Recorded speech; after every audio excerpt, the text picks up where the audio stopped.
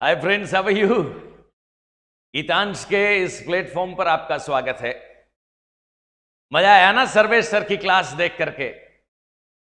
शब्द की साधना,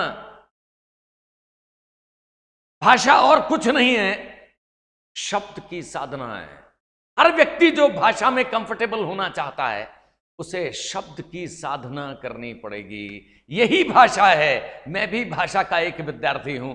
और अब अंग्रेजी का जहां तक सवाल है, सर्वेश सर का बेहतरीन टैलेंट और अब साथ में मैं भी, हम दोनों मिलकर के आपको अंग्रेजी में वहां ले आएंगे जहां आप अपने आसपास बहुत कम लोगों को देख पाओगे।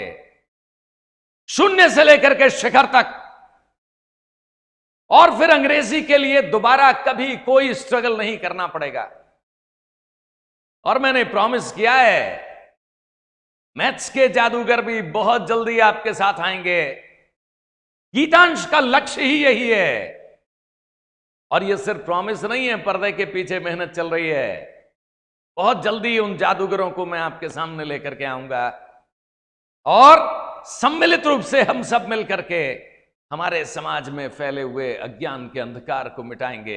यही गीतांश है। आप और मैं, हम सब मिलकर के अज्ञान के अंधकार को पूरी तरीके से खत्म कर देंगे। एक छोटी सी इंटरेस्टिंग बात बताऊं। एक भाषा का विद्यार्थी होने के नाते जब भी कहीं पर जाता हूं तो कई बार लोग अपने डाउट्स डिस्कस करना शुरू कर देते हैं। कई बार हमसे, हम अगर मारवाड़ी में कहें तो पंचायती करवाना शुरू कर देते हैं। बताओ सर, ये सही है कि ये सही है सर, ये ऐसा कह रहा था, ये ऐसा कह रहा था। एक ऐसा इंटरेस्टिंग वाकया बताऊं। हम सभी जानते हैं कि अगर इंग्लिश में प्रेजेंट इंडेफिनिट टेंस बना रहे हो और सब्जेक्ट थर्ड पर्सन सिंगुलर है तो वर्ब के साथ एस और एस लगाना पड़ेगा। जानते हैं ना, ही प्लेज होता है। अगर कभी ही प्ले कर दिया तो गड़बड़ हो जाएगा। शी राइट्स होता है। अगर कभी शी राइट कर दिया तो गड़बड़ हो जाएगा। ये एक सेटल्ड लॉ है।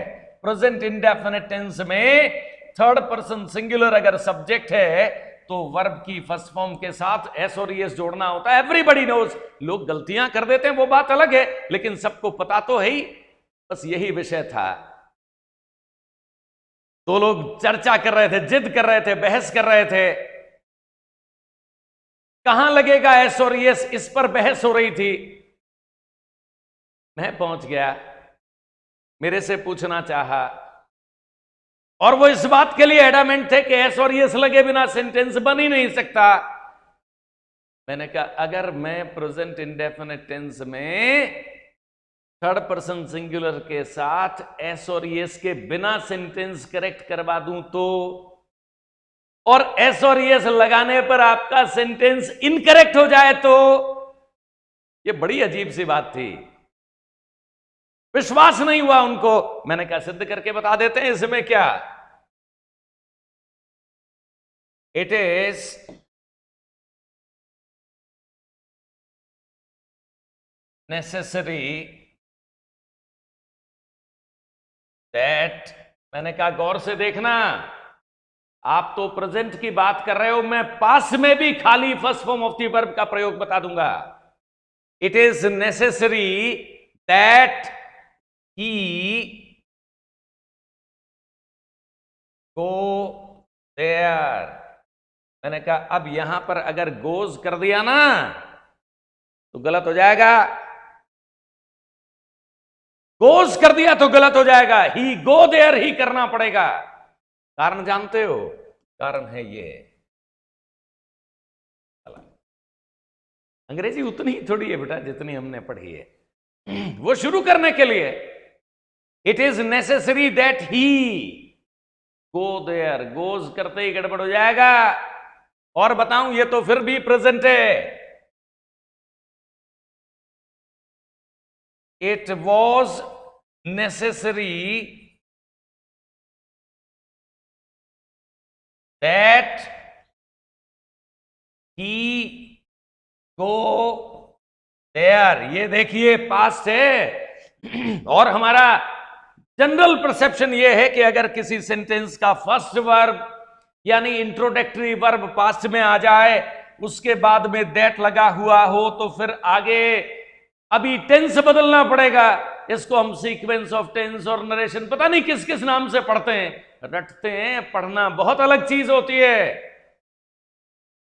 यहां अगर आपने वेंट कर दिया ना सिर्फ उस सिद्धांत पर के पहला वर्ब पास्ट में है और फिर दैट लगाए, तो यहां गो नहीं होगा। वेंट कर दिया तो गलत, गोज कर दिया तो गलत। यहां पर ही गो ही करना पड़ेगा। यहां पर भी ही के साथ में गो करना पड़ेगा। हालांकि यह प्रेजेंट टेंस है, लेकिन पास्ट टेंस में भी आपको गो ही करना पड़ेगा। जानते हैं इस कॉन्सेप्ट को क्या कहते हैं? वो अंग्रेजी वही नहीं है जो हमने स्कूल कॉलेज में एग्जाम पास करने के लिहाज से पढ़ी होती है। Sir, it is necessary that he go there, it was necessary that he go there. हां, तो अगर मैं इस बात को ऐसे कहूं, देखना जरा गौर से, it is necessary that he go there, ये तो अभी हमने डिस्कस किया। सर, क्या ये बात ऐसे भी मैं कह दूं क्या? It is necessary that he should go there.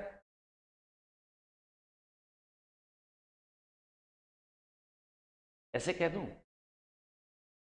क्या ये ऑल्टरनेटिव यूज अलाउड है इंग्लिश में? अच्छा सर, इस बात को ऐसे कह दूं क्या? It is necessary, bar that नहीं लगा रहा हूं, ब्रैकेट में इसीलिए लिखा है, ही गोज देयर। क्या सर ये तीनों ऑल्टरनेटिवली यूज किए जा सकते हैं? जानना चाहते हो ये विधा क्या है, ये माजरा क्या है? अब तक के एस्टैब्लिश्ड बिलीफ के बिल्कुल अगेंस्ट बात कही है मैंने। आज तक हम पढ़ते आए ही, शी, इट, किसी भी थर्ड पर्सन सिंगुलर के साथ प्रेजेंट इंडेफिनिट टेंस में वर्ब की फर्स्ट फॉर्म अकेली नहीं लगती है, एस और यस लगता है। रटते आए हैं ना। उस एस्टैब्लिश्ड बिलीफ के बिल्कुल अगेंस्ट बात कही है मैंने। और अगर आप ये स्वीकार भी कर ले तो मन के किसी कोने से आवाज आएगी, सर ये बात ऐसे भी कही जा सकती है क्या? ये बात ऐसे भी कही जा सकती है क्या? रटने से अगर अंग्रेजी आती तो चारों तरफ अंग्रेजी के विद्वान दिखते हैं। इतनी मेहनत कर रहे हैं बच्चे, रट करके एग्जाम पास तो कर सकते हो, लेकिन भाषाई दक्षता, एक बात को 100 तरीकों से कहना सिखा दूंगा। हर वो चेंज जो आप करना चाहते हैं, सर ये कर लूं क्या, वो कर लूं क्या, फॉर्मली, ये फॉर्मल और इनफॉर्मल इंग्लिश का डिफरेंस सीखना चाहते हो? आओ ना, मुझे कमेंट्स करके बताना। अगर आप चाहोगे तो मैं इस टॉपिक को एक्सप्लेन कर दूंगा। शून्य से शुरू कर लेंगे और उसे हाईएस्ट लेवल तक ले जाएंगे। मुझे कमेंट्स में बताना। If you want explanation of all these things, I can do that. And if you think that is something very special and you haven't really come across with this particular thing, let's have a long discussion and I'll explain each and everything that's going to help you in improving all these things nicely. That is what perfection is all about. We're not here to just talk about all those small things. All the school-going kids are absolutely comfortable with those small things, but here we would like to have discussion on each and every aspect that becomes very informal and formal both. What's there in contemporary English? At times we get confused between that traditional English and contemporary English, and when we are not very certain, we tend to get a little confused which one is correct one, this one, can I say like that? But once you become strong and you have got that knowledge backing you, your personality changes like anything. And that is what the confidence I would like to infuse in you. Through this, Geetansh, मुझे बताइएगा, अगर चाहते हैं इस बात को, यहां से शुरू कर सकते हैं, राइट? So, thank you. एक झलक थी कि आपको गीतांश पर क्या मिलने वाला है। मेहनत करते जाइए। इस परिवार के माध्यम से हम सब एक ही लक्ष्य लेकर के चल रहे हैं, जिंदगियां बदलें, विद्यार्थियों को बेहतरीन ज्ञान मिले, में आप सबका सहयोग हमारी सबसे ताकत, right? So if you wish you can take screenshot और मुझे कमेंट करके बताना ये चीजें आप अगर डिटेल से पढ़ना चाहते हैं, मैं एक्सप्लेन कर दूंगा। Thank you for today.